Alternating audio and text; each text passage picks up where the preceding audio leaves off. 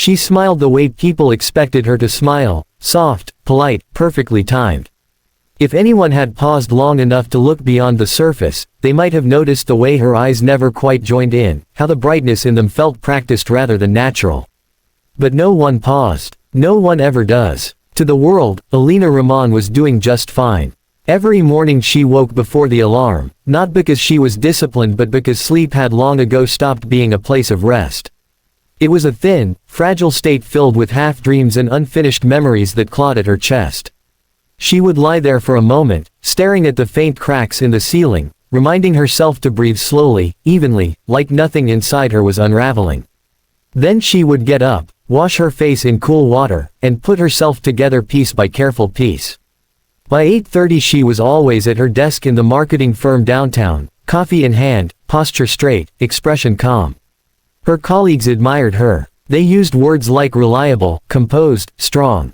When deadlines piled up and others panicked, Alina stayed steady. When clients were difficult, she handled them with grace. When office gossip circled like restless birds, she smiled and kept working.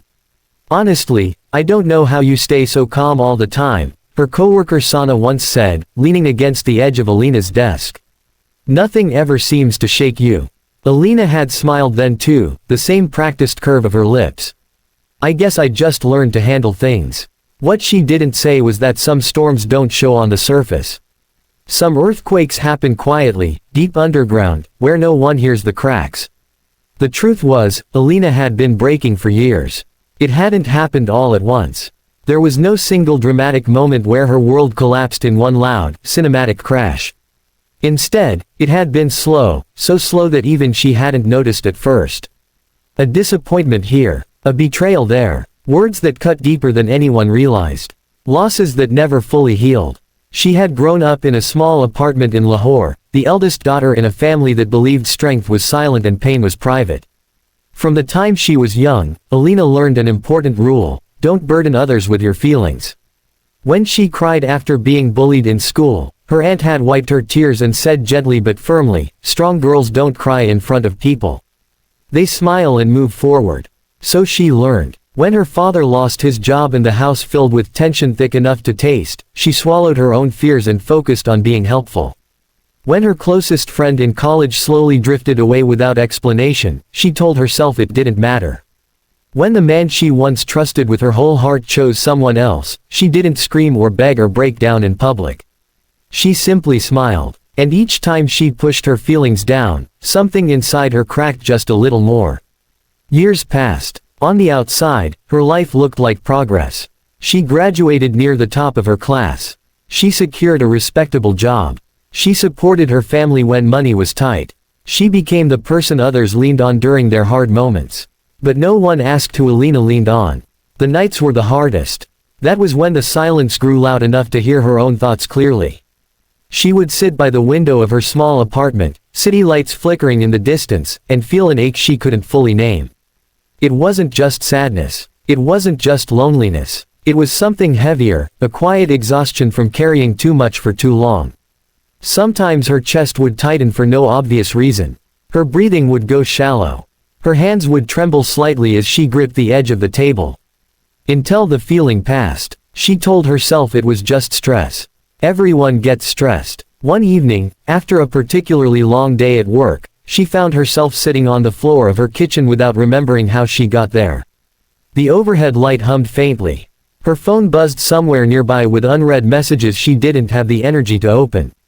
For a long moment, she simply sat there, staring at nothing.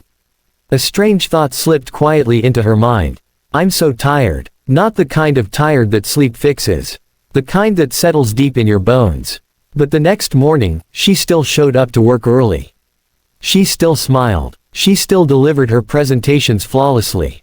The world kept seeing the version of her she had carefully constructed. Months later, something unexpected happened. It was a rainy Tuesday when the new project manager joined their team. His name was Farhan Malik, and unlike most people in the office, he didn't fill the room with loud confidence or constant chatter. He was observant in a quiet way, the kind of person who seemed to listen more than he spoke. Alina barely noticed him at first. People came and went all the time. But over the following weeks, she began to feel something unfamiliar whenever he was around. Not attraction, not exactly. Awareness, maybe. He paid attention in a way most people didn't. Not intrusive, not uncomfortable, just present. One afternoon, she stayed late to finish a campaign report. The office had mostly emptied, lights dimmed in the outer rows of cubicles. She rubbed her eyes, trying to push through the growing pressure behind her temples. "You've been staring at that screen for 3 hours straight." The voice startled her. She looked up to find Farhan standing a few steps away, holding 2 paper cups of coffee. "I wasn't timing you," he added calmly. "Just noticed." "I'm fine," she replied automatically. He didn't argue. He simply placed one of the coffees on her desk. Even people who are fine need breaks. For some reason, that simple sentence lodged itself somewhere deep in her chest. She nodded politely. "Thank you." He gave a small nod and left her to her work. It should have meant nothing. But that night, sitting by her apartment window, she found herself thinking about it again. Even people who are fine need breaks. The words felt strangely heavy. Over the next few weeks, their interactions remained small and ordinary. Brief conversations about deadlines. Occasional shared elevator rides. Once, a quiet joke during a long meeting that caught her off guard and made her laugh. An actual laugh, not the polite one she usually used. And still, the world saw nothing unusual. But something subtle had begun shifting inside her.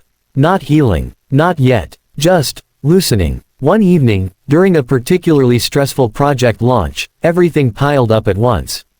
A client rejected weeks of work. Her mother called with financial worries. She hadn't slept properly in days. She made it all the way to the office restroom before the pressure in her chest finally cracked. Her breathing turned sharp and uneven. Her hands trembled as she gripped the sink. The familiar tightness surged stronger than usual, like her lungs had forgotten how to expand fully.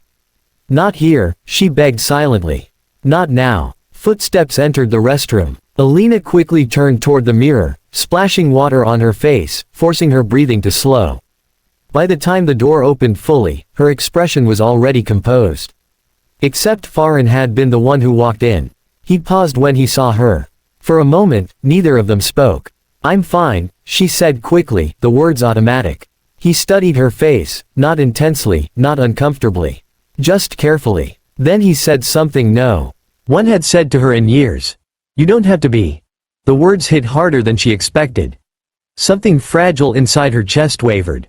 For the first time in a very long while, maintaining the mask felt heavy. She looked away first. "I have work to finish," she murmured, and walked past him before the silence could grow dangerous. But that night, sleep didn't come at all. Because for the first time, someone had seen the cracks. And the world, which had never known she was broken inside, was just beginning to get closer to the truth.